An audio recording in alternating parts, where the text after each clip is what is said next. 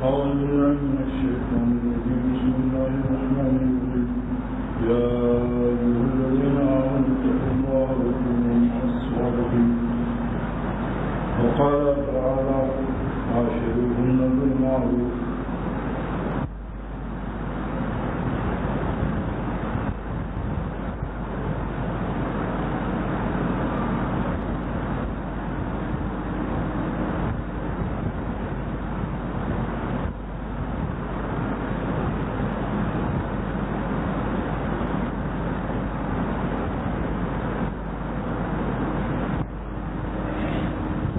کا تقاضا دل میں ہوا ہے. ایک تو یہ کہ اللہ تعالیٰ نے اپنی دوستی کو ہم پر کیوں فرض فرمایا؟ کیا ان کو اللہ کو ہمارے ساتھ کوئی ضرورت ہے؟ لوگ دوستوں کی تعداد بڑھاتے ہیں کہ گاہے وقت میں ہمارے دوست کام آئیں گے. مالدار ہے تو کبھی قرضہ دے دے گا، پہلوان ہے تو ہمارے دشمنوں کے مقابلے میں مدد کرے گا. تو اللہ تعالیٰ نے ہمیں پر جو دوستی فرض کی، اس میں اللہ تعالیٰ کا کیا مقصد ہے؟ کیا وہ ہماری ضرورت کا مند ہے یا وہ بے نیاز ہے سارے عالم سے؟ المستغنی عن کل احد ہے، المحتاج الیہ کل احد ہے. اللہ الصمد کی تفسیر علامہ علوسی رحمۃ اللہ علیہ نے لکھا کہ قال ابو ہریرہ فی تفسیر ہے. اب فی تفسیر صمد کے کیا مفہوم ہے کہ اللہ صمد ہے کہ سارے عالم سے وہ مستغنی ہے اور سارا عالم اس کا محتاج ہے. المستغنی عن کل احد، سارے عالم سے اللہ مستغنی بے نیاز ہے. سارے عالم کے لوگ مسلمان ہو کر، امریکہ، روس، جرمن، جاپان سب مسلمان ہو کر ولی اللہ بن جائیں، سارا عالم ایک بھی کافر نہ رہے، تو اللہ تعالیٰ کی عظمت کو ایک ذرہ اضافہ نہیں ہوگا. اتنے بڑے وہ پہلے ہی سے ہیں، ازل سے اور ابد تک. اور اگر سارا عالم کفر میں مبتلا ہو جائے، سارا عالم آسمان کی طرف تھوکنے لگے، تو سب کا تھوک ان تھوکنے والوں پر آئے گا اور اللہ کی عظمت کو ایک ذرہ نقصان نہیں پہنچے گا. تو معلوم ہوا کہ اللہ تعالیٰ نے جو ہم پر اپنی دوستی فرض کی ہے، وہ ہماری محبت و شفقت اور ہماری آبرو اور عزت اور ہم پر اپنی نزول رحمت کے لیے.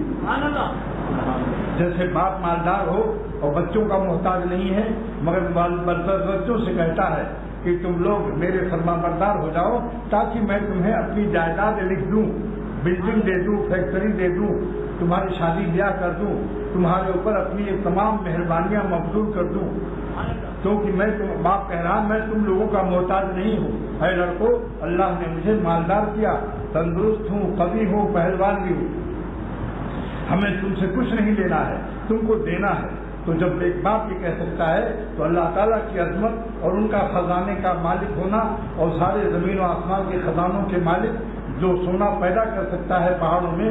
مولانا رومی رحمۃ اللہ علیہ فرماتے ہیں کہ اے مبدل کردہ خاک راہ بے زر، اے اللہ آپ مٹی کو سونا بنا دیتے ہیں تبدیل کر کے. میرے شیخ فرماتے تھے شاہ عبد الغنی رحمۃ اللہ علیہ کہ جس طرح جب اللہ تعالیٰ پہاڑوں میں لال پیدا کرنا چاہتا ہے، لال، تو پہاڑ کے 1 کلو 2 کلو یا 10 کلو میں جتنے کو لال بنانا چاہتا ہے وہ کئی برس میں بنتا ہے، تھوڑا تھوڑا. آج کچھ لال ہوا، کل کچھ سرخ ہوا، ہوتے ہوتے ایک دن لال ہو جاتا ہے. مگر سورج کی شعاؤں کو حکم دیتا ہے کہ اے آسمان والے سورج، میری مشیت کے تابع و غلام ہو کر اور میرے ارادے کی فیضان اور طاقت سے تم اپنی شعاؤں میں میری مشیت اور ارادے کی طاقت کی امانت کے ساتھ پہاڑ کے اتنے ٹکڑے کو تمہیں لال بنانا ہے اور آہستہ آہستہ ان کے ذروں پر تمہیں اثر انداز ہونا ہے، مگر وہ اثر میرے ارادے کے تابع ہوگا. جتنا میں چاہوں گا اتنا لال ٹکڑا لال بنے گا، اس کے علاوہ ایک ذرہ اے سورج تو لال نہیں بنا سکتا. تو میرا مخلوق ہے، تیری شعاؤں کے اثر اندازی میری رحمت اور میری مشیت کے تابع ہے. تو فرماتے تھے ایسی جو مرید اپنے شیخ کی صحبت میں بیٹھتا ہے، یہ تقریر شاہ عبد الغنی رحمۃ اللہ علیہ کی، کہ جو مرید عقیدت، محبت اور اخلاص سے اپنے شیخ کی مجلس میں بیٹھتا ہے تو اللہ والوں کے دل کو اللہ تعالیٰ ہدایت کا سورج بناتا ہے. اللہ اسی دل میں ارادہ اپنا شامل کرتا ہے کہ اے میرے پیارے تیرے دل کے سورج پر میری مشیت آج کل غالب ہے، میں اس مرید کو لال اور صاحب نسبت اور ولی اللہ بنانا چاہتا ہوں، مگر تو اختیار کامل نہیں رکھتا، میرے ارادے کے تابع ہے، جس کو میں ولی اللہ بنانا چاہتا ہوں۔ اے میرے پیارے اور اللہ والے، تیرے دل کے سورج کے اندر میری مشیت کار فرما ہے، میرا ارادہ کار فرما ہے، میری رحمت کار فرما ہے، تم اپنی شعائیں ڈالو، اپنی توجہ رکھو اور دل سے دعائیں کرو، مجھ سے مانگو کہ اللہ میرے مریدوں کو 100% سب کو ولی اللہ بنا دے۔ تو میرے شیخ شاہ عبد الغنی رحمۃ اللہ علیہ فرماتے تھے کہ اللہ والوں کا دل آسمان کے سورج سے افضل ہے، کیونکہ آسمان کا سورج کافروں کو بھی ملتا ہے اور اس سورج سے دنیا ملتی ہے، غلہ پیدا ہوتا ہے، پیٹ بھرتا ہے، لیکن اللہ والوں کی سورج سے، ان کے دل کے سورج سے اللہ ملتا ہے، مولا ملتا ہے اور ولایت ملتی ہے، غلامی پر اللہ کی دوستی کا تاج رکھا جاتا ہے۔ میرے شیخ شاہ عبد الغنی رحمۃ اللہ علیہ فرمایا کرتے تھے کہ اللہ والوں کا دل بھی سورج کی طرح اپنے مریدوں کے دوستوں کے دل پر آہستہ آہستہ شعائیں ڈالتا ہے، مگر وہ شعائیں اللہ تعالیٰ کی مشیت کے تابع ہوتی ہیں، لہذا ساتھ ساتھ اللہ سے بھی مانگو، اللہ والوں کے پاس جاؤ، ان سے کہو کہ ہمیں مولا والا اللہ والا بنا دو، لیکن ساتھ ساتھ اللہ سے بھی درخواست کرتے رہو کہ آپ اپنی مشیت، اپنے ارادے کی طاقت میرے شیخ کے دل کے سورج کی شعاؤں کے ساتھ اپنے فضل، اپنی رحمت، اپنے کرم کو بھی شامل فرما دیجیے۔ تو فرمایا کہ جس طرح دنیاوی لال پہاڑوں میں جو لال بنتا ہے 4 سال 5 سال میں جا کے مکمل ہوتا ہے، ایسی شیخ کی ہمت ہو کہ آج مرید ہوا، آج ہی مجھے بایزید بستامی، بابا فرید الدین عطار اور خواجہ معین الدین چشتی اجمیری بنا دو، ایسا نہیں ہوگا۔ لگے رہو، آہستہ آہستہ آہستہ آہستہ تمہارا دل خود دیکھو گے کہ سال 2 سال میں کیا تھا، اب کیا ہوا۔ حکیم الامت تھانوی رحمۃ اللہ علیہ فرماتے ہیں کہ جس مرید کو یہ سوچنا ہو کہ آج میں کہ اتنے دن سے خانقاہوں میں آ رہا ہوں، اب مجھے کتنی ترقی ہوئی، مجھے کتنا مولا ملا، مجھے دین کتنا ملا، میری کتنی اصلاح ہوئی، تو ماضی کی طرف جائے ہو جب آیا تھا خانقاہ میں، اس وقت سے اب سال 2 سال کے بعد دیکھو، ٹٹولو اپنے دل کو، اپنے دل کو ٹٹولو کہ اللہ تعالیٰ سے ہم کو کتنی محبت ملی اور گناہوں کی تعداد میں کتنی کمی ہوئی اور گناہوں سے ذوق و شوق میں کتنی نفرت پیدا ہوئی، بھنگی پاڑے جانے کے تقاضے کتنے کمزور ہوئے گناہوں کے۔ تو آہستہ آہستہ تربیت ہوتی ہے، جیسے کسی بچے کو اگر اس کا ابا روزانہ ابا اور اماں فیتا لگائیں کہ آج میرا بچہ کتنا بڑھا، کل کتنا بڑھا، پرسوں کتنا بڑھا، اگر روزانہ فیتا لگائیں گے ماں باپ تو نا امید ہو جائیں گے کہ معلوم ہوتا ہے میرے بچے کو اللہ میاں بڑھا نہیں رہے، 6 مہینے کے بعد فیتا لگاؤ تو معلوم ہوا کہ 4 انگل بڑھ گیا۔ یومیہ یہ روزانہ فیتا مت لگاؤ۔ ایسی جب ماضی جاؤ، سال 2 سال پیچھے دیکھو کہ ہماری نماز کیسی تھی، اب عبادت میں کیسا دل لگتا ہے، اللہ تعالیٰ سے ہمارے قرب کا کیا عالم ہے، تب پھر یہ شعر پڑھو گے سال 2 سال کے بعد، مجھ کو تو نے کیا سے کیا شوق فراواں کر دیا، مجھ کو تو نے کیا سے کیا شوق فراواں کر دیا، پہلے جاں پھر جانے جاں پھر جانے جانا کر دیا، کاغا سے ہنس کیو اور کرت نہ لاگی بات، تب شیخ سے کہو گے اے میرے مرشد میں کوا تھا، صبح اٹھ کر پیخانہ تلاش کرتا تھا، ہر وقت گناہوں کے اسباب اور اڈے تلاش کرتا تھا، اب یہ ہے کہ میں ہنس چڑیا کی طرح آپ کا نام لیتا ہوں۔ ہنس چڑیا ہے، ایک چڑیا ہے، اس کا نام ہنس ہے، وہ اس کی غذا موتی ہے، وہ موتی کھاتا ہے، اللہ والے موتی کھاتے ہیں، جواہرات کھاتے ہیں، اللہ کا نام خالق جواہرات، خالق جواہرات موتی جو پیدا کرتا ہے اس کا نام لیتے ہیں، اور کاغا جو ہے وہ صبح اٹھ کر خبیث مقامات گناہوں کے تقاضوں میں ملوث و ناپاک رہتا ہے۔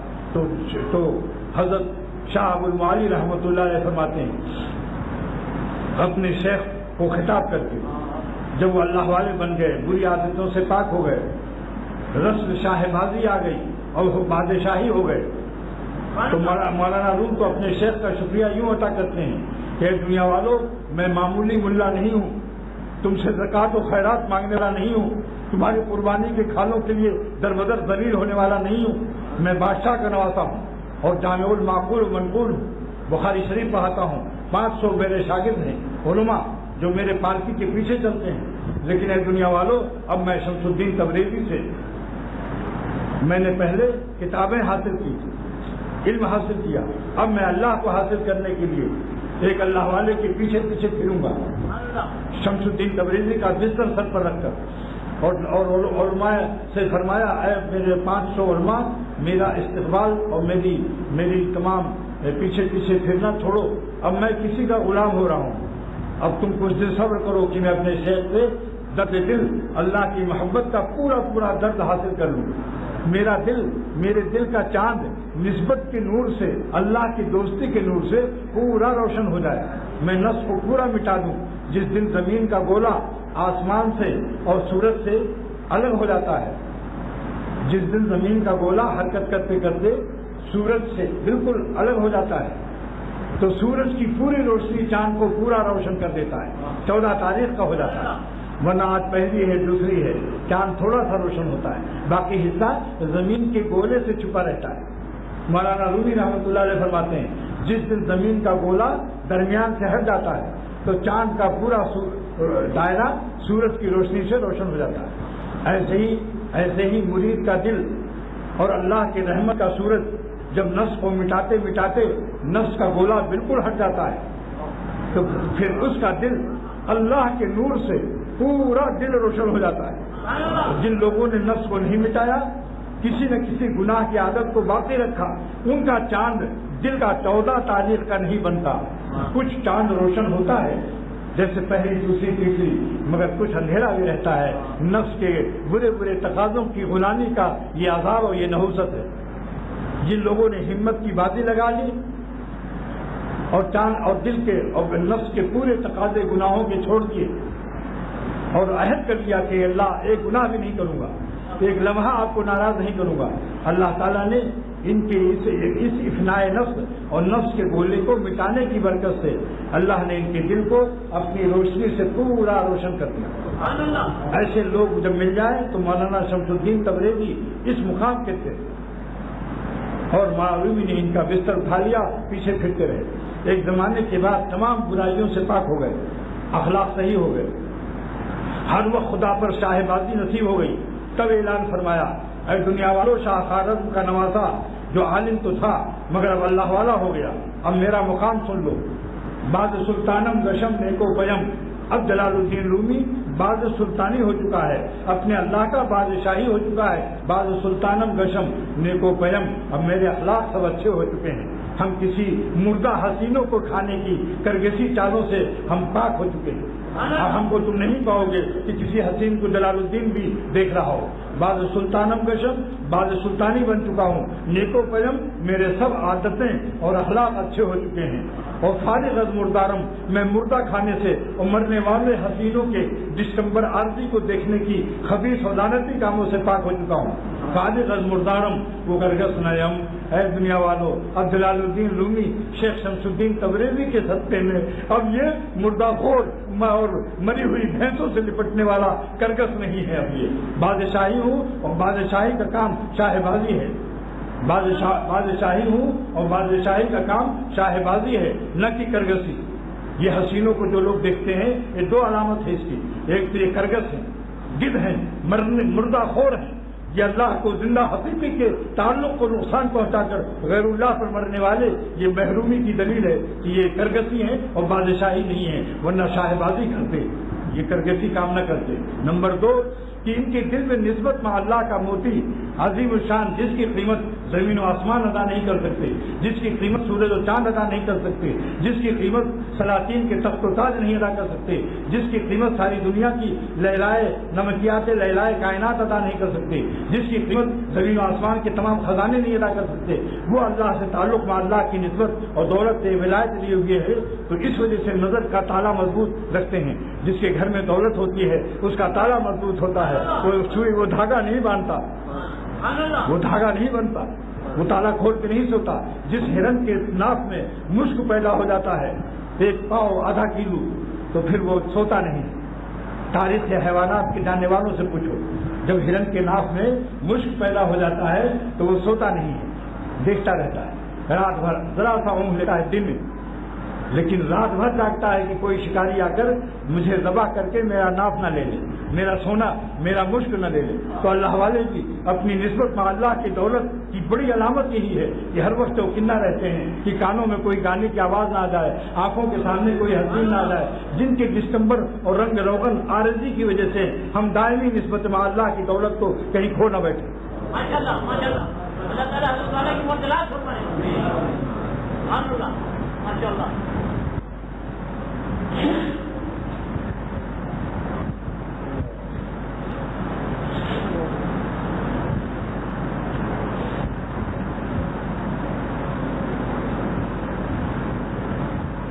تو یہ اسی طرح سے حضرت شاہ ابو المعالی رحمۃ اللہ علیہ نے اپنے شیخ سے فرمایا، جب اللہ والے بن گئے، بری عادتوں سے پاک ہو گئے، ایک لمحہ سے گناہ میں مبتلا نہیں ہوتے ہیں اللہ والے، ہر لمحے حیات کو خالق حیات پر فدا کرتے ہیں۔ اختر کو اپنا ایک شعر یاد آیا،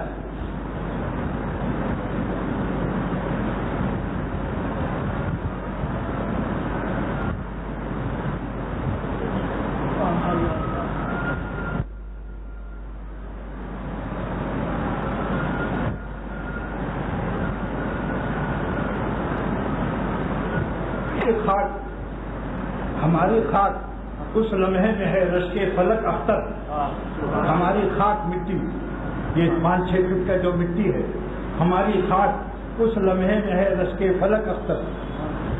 تھوڑا سا اور مولانا کو ہماری خاک اس لمحے میں ہے رشک فلک اختر، یعنی فلک آسمان بھی اللہ کے اس بندے کی مٹی پر رشک کرتا ہے۔ ہماری خاک اس لمحے میں ہے رشک فلک اختر، کون سا لمحہ؟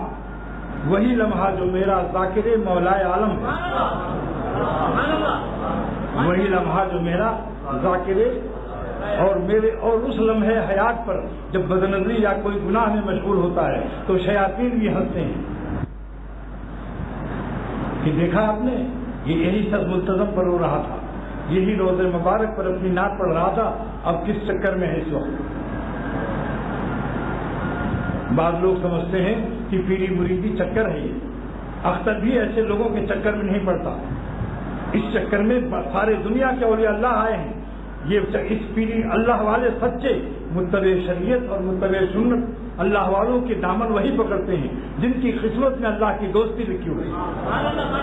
سارے دنیا کے اولیاء اللہ بتاؤ، خواجہ معین الدین چشتی اجمیری رحمۃ اللہ علیہ، بابا فرید الدین عطار شکرگنج رحمۃ اللہ علیہ، اور حضرت جنید بغدادی، امام غزالی، اور بڑے بڑے اولیاء اللہ جو پیدا ہوئے ہیں، شاہ عبد القادر جیلانی، شاہ بغداد، خلیفہ بغداد، یہ سب اولیاء اللہ تھے یا نہیں؟ مگر جا کے تاریخ دیکھو، انہوں نے اللہ والوں کی غلامی اٹھائی ہے۔ جس دیسی عام کو لنگڑا عام بننا مقدر ہوتا ہے وہی لنگڑے عام سے پیوند لیتا ہے، اور جو لنگڑے عام کو گالیاں دیتا ہے یہ دلیل ہے کہ ظالم ساری زندگی دیسی رہے گا اور دیسی مرے گا۔ اللہ والوں کے شان میں گستاخی مت کرو، دلیل محرومی ہے۔ تو میں نے عرض کیا تھا کہ شاہ ابو المعالی رحمۃ اللہ علیہ نے بھی جب ولی اللہ ہو گئے اور سلطان سے اللہ سے ان کی محبت نسبت قائم ہو گئی اور بادشاہی ہو گئی تو شاہ بازی کرنے لگے، اللہ سے راہ و رسم شاہ بازی کرنے لگے۔ کرگس ظالم کو کہاں ہے نصیب، اس کو تو ناف کے نیچے خبیث اور گندے پیشہ پیخانوں کے مقامات سے فرصت نہیں ہے۔ اس ظالم کو سن لو، اس کو جلدی اللہ سے توبہ کرو اور جلدی سے جاں بازی کا عہد کر لو کہ جان دے دیں گے اللہ پر مگر مالک کو ناراض نہیں کریں گے۔ تو کیا عرض کیا؟ شاہ ابو المعالی رحمۃ اللہ علیہ نے فرمایا، کس سے؟ اپنے پیر و مرشد بھیکا شاہ نے عرض کیا۔ بھیکا شاہ، ان کا نام بھیکا شاہ تھا، پیر کا نام شاہ ابو المعالی رحمۃ اللہ علیہ۔ عرض کیا کہ بھیکا معالی پر واریاں، بھیکا اس شاہ ابو المعالی پر میں قربان ہو جاؤں، دن میں 100 بار، ایک دفعہ نہیں، ہر روز 100 دفعے، کاغا سے ہنس کیو اور کرت نہ لاگی بار، کوا تھا میں گو کھاتا تھا۔ اس نے، اس اللہ والے نے اس کی صحبت نے، اس کی غلامی نے، اس کی آہ سحر نے، اس کی رات کی دعاؤں نے، اس کی رات کی آہوزاری اور اس کے باری نے مجھے کاغا سے ہنس کر دیا، کوا سے ہنس بنا دیا۔ اب میں اللہ کے ذکر اور ان کی یاد کا موتی اور نور تقویٰ کا موتی کھاتا ہوں، اور تمام جتنی کرگسی کام تھے مردہ کھانے کی وہ سب عادتوں سے اللہ نے ہم کو پاک کر دیا۔ لیکن شکریہ کتنا شیخ ادا کر رہے ہیں، بھیکھا معالی پرواریاں، بھیکھا اے اپنے کو خطاب کیا۔ بھیکھا لقب کیوں تھا کہ شیخ نے بھیک دے دیا تھا، ایک لقمہ، اسی سے نسبت منتقل ہو گئی تھی، مگر وہ کئی مہینے مجاہدے کیے تھے۔ ایسے نسبت منتقل خالی لقمہ سے ہو جائے تو پھر سب شیخ اپنی اولاد کو کیوں نہ لقمہ دے دے؟ مجاہدہ کیا تھا 6 مہینے، وہ تفصیل بعد میں بتاؤں گا، اس وقت موقع نہیں۔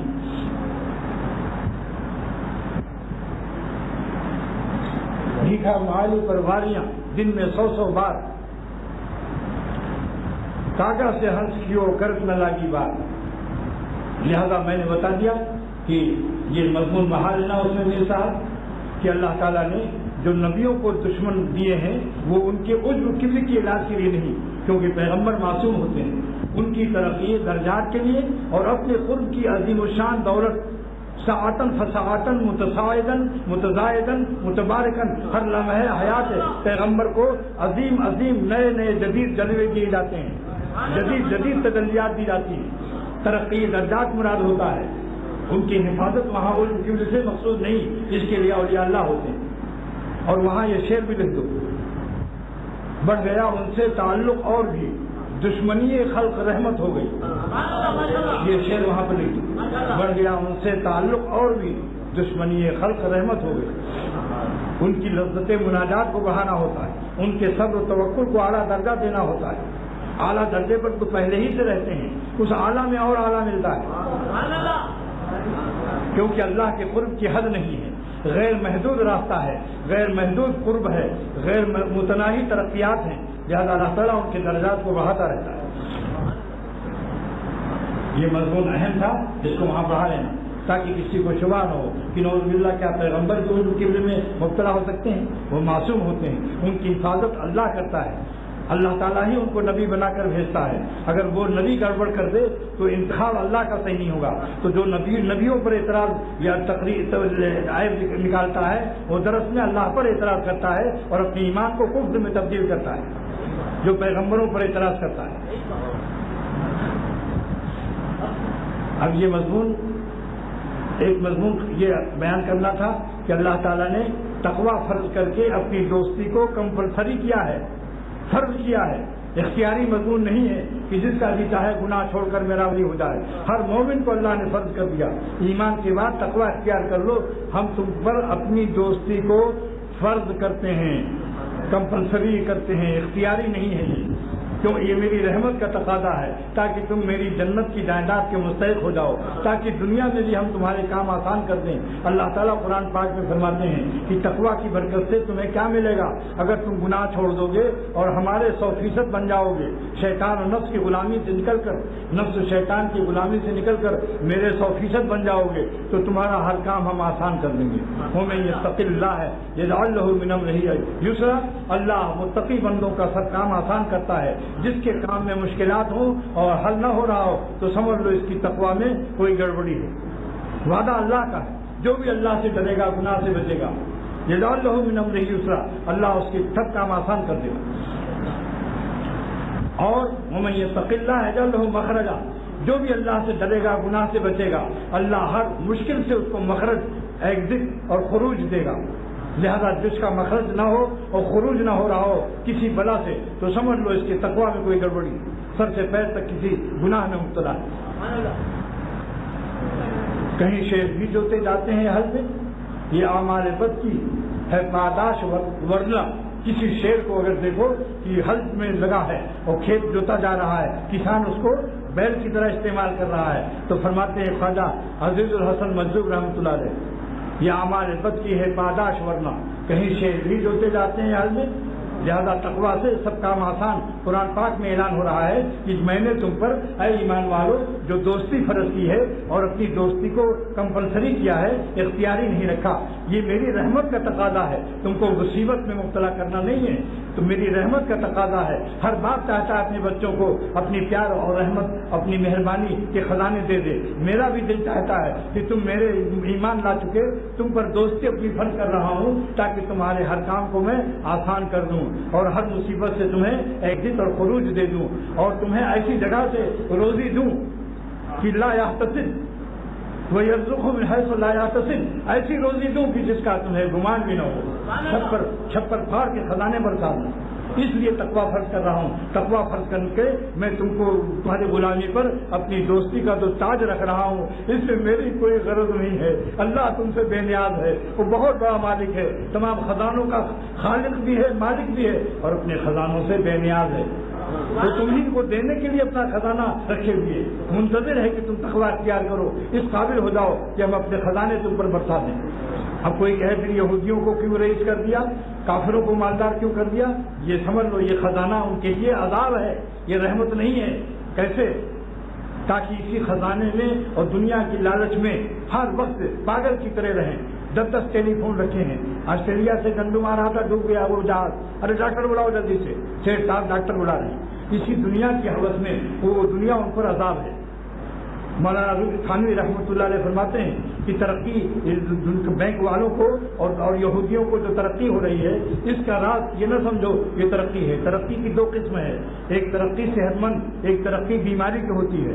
صحت مند ترقی کیا ہے کہ اکھاڑے میں جا کر پہلوان ورزش کیا, پہلوان استاد بنایا, بادام پیا, دودھ پیا تو تمام بلے نکل آئے, آپ کا جسم کی تمام گوشت سب کیسے ہو گئے, کسے ہوئے, اور دیکھنے سے گردن تنی ہوئی اور سینہ ابھرا ہوا, معلوم ہوتا ہے پہلوان.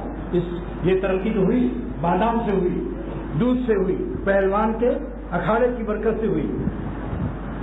لیکن ایک دن ایک شخص لیٹا ہوا تھا, 11 بجے رات کو ایک دشمن آیا اور 10 ڈنڈا اس نے, اور ڈنڈا بھی 20-20 کلو کا, 10 ڈنڈا اس بازو پر, 10 ڈنڈا اس بازو پر کس کس کے مارا. اس کے بعد صبح جب صبح ہوئی تو ان کا 4 انگل گوشت ابھرا ہوا تھا جس کا نام سوجن ہے. بتاؤ, 4 انگل ادھر گوشت بڑھا ہوا, 4 انگل ادھر, گوشت میں ترقی ہوئی یا نہیں ہوئی؟ مگر پھر اس کا پینسلین کا انجیکشن کیوں لگ رہا ہے, ہاسپٹل کیوں بھاگ رہے ہو؟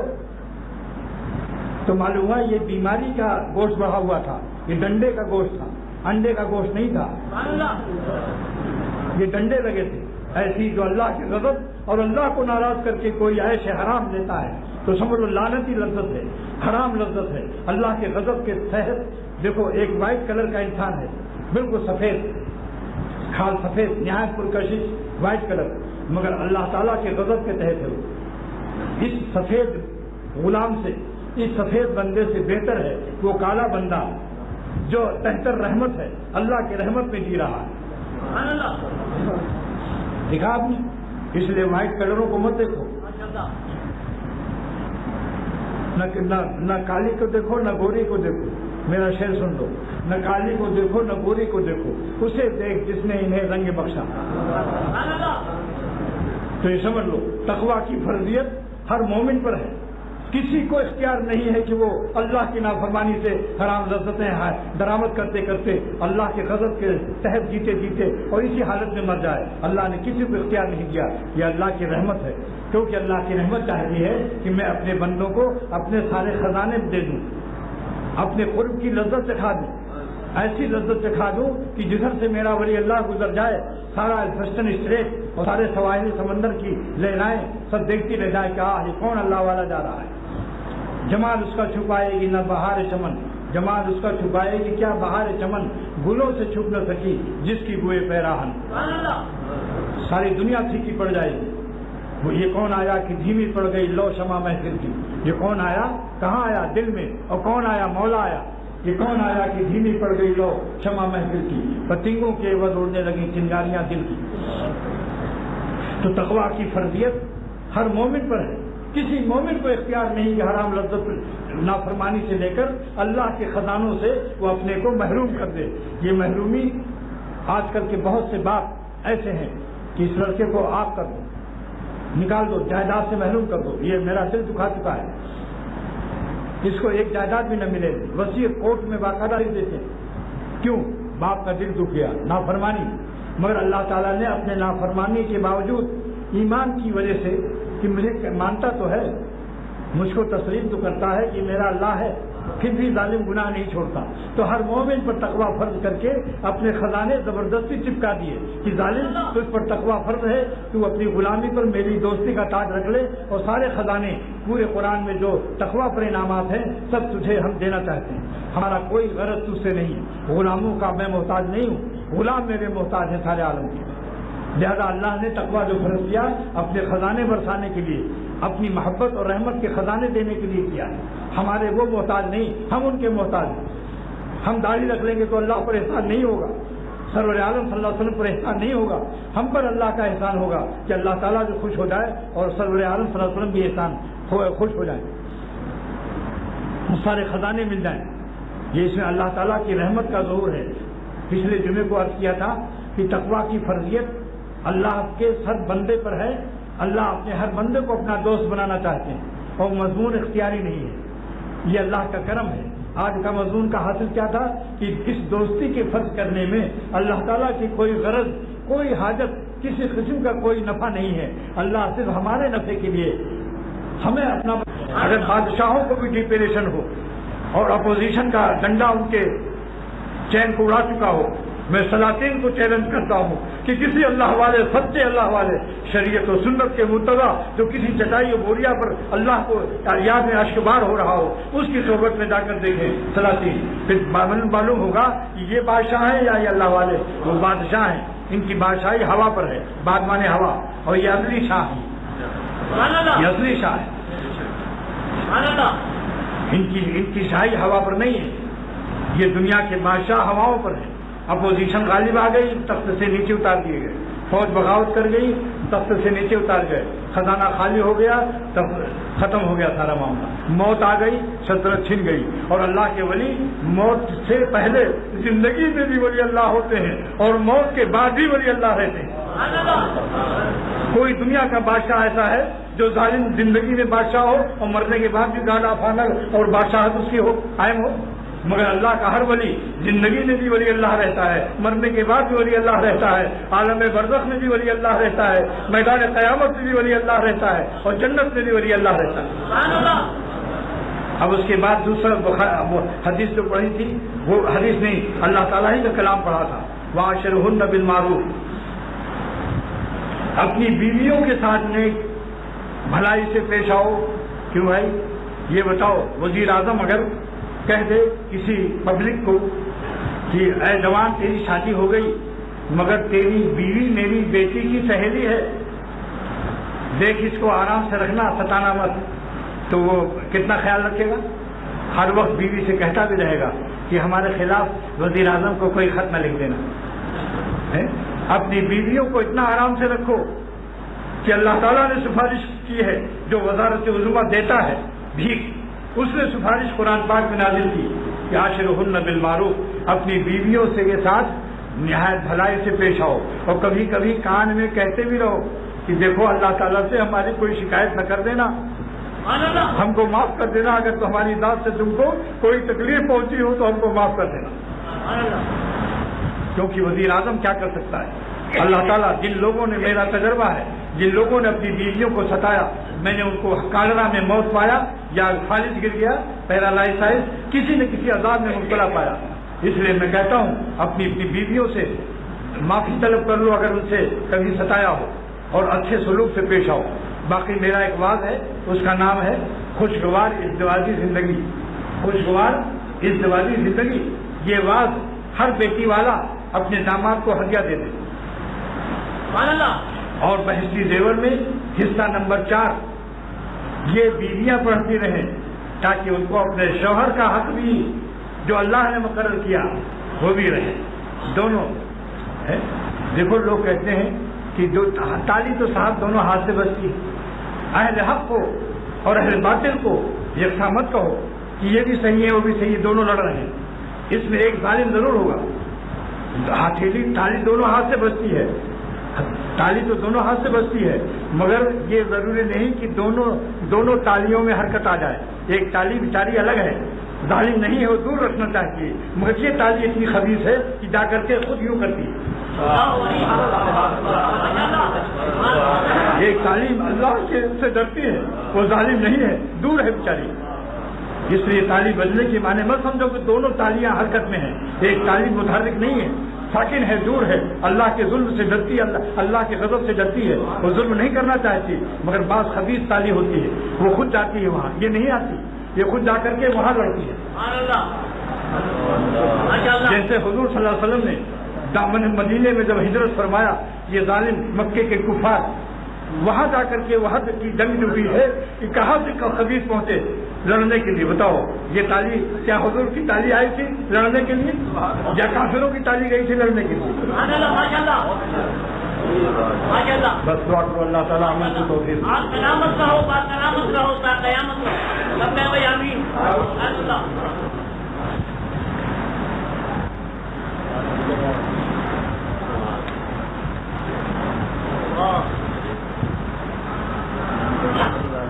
بھائی اور جو جن لوگوں کا نکاح ہونا ہے وہ ذرا قریب آ جائیں.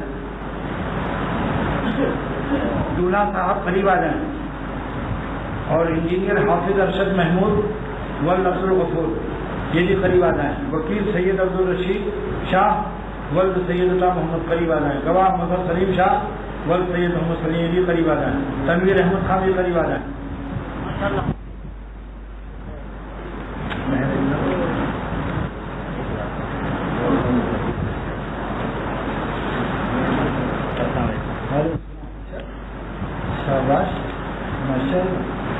واہ دیکھ لو ان کو، ایسے دعا ہوتے ہیں تو دل خوش ہو جاتا ہے.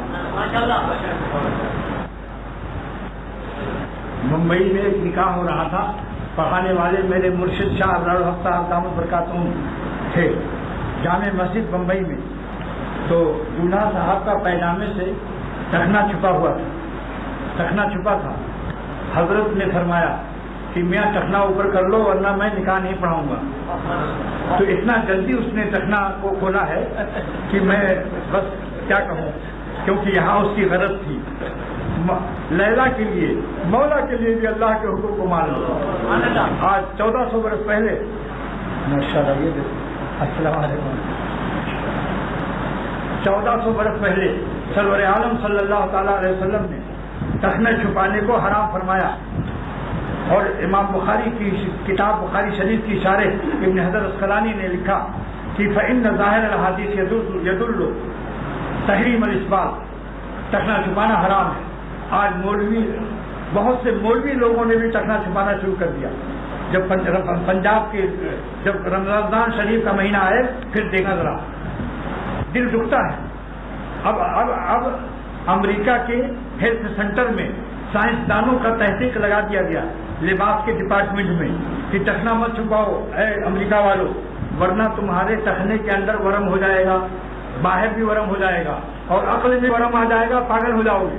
کیونکہ ٹخنے کے اوپر ایک رگ ہے، ایک شریان ہے جس کو ٹھنڈی ہوا ہر وقت ملنی چاہیے.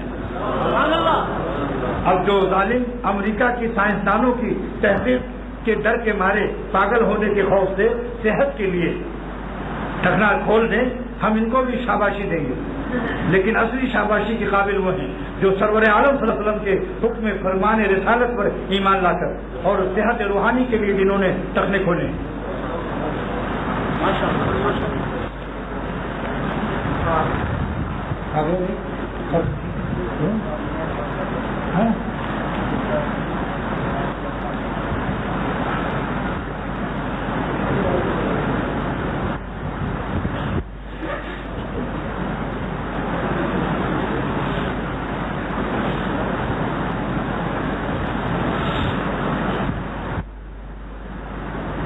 خطبہ سنیے، نکاح پڑھا جا رہا ہے.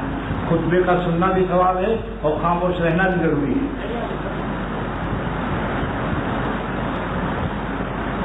الحمد للہ نحمده ونستعینه ونستغفره ونؤمن به ونتوکل علیہ ونعوذ بالله من شرور أنفسنا ومن سيئات أعمالنا من يهده الله فلا مضل له ومن يضلل فلا هادي له ونشهد أن لا إله إلا الله ونشهد أن سيدنا ومولانا محمدا عبده ورسوله أما بعد أعوذ بالله من الشيطان الرجيم بسم الله الرحمن الرحيم يا أيها الناس اتقوا ربكم الذي خلقكم من نفس واحدة وخلق منها زوجها وبث منها رجالا كثيرا ونساء واتقوا الله الذي تساءلون به والأرحام إن الله كان عليكم رقيبا وقال تعالى يا أيها الذين آمنوا اتقوا الله حق تقاته ولا تموتن إلا وأنتم مسلمون وقال تعالى يا أيها الذين آمنوا اتقوا الله وقولوا قولا سديدا يصلح لكم أعمالكم ويغفر لكم ذنوبكم ومن يطع الله ورسوله فقد فاز فوزا عظيما وقال رسول الله صلى الله عليه وسلم النكاح من سنتي وفي رواية ومن رغب عن سنتي فليس مني وقال رسول الله صلى الله عليه وسلم إن عذب النكاح بركة أيسره مؤونة.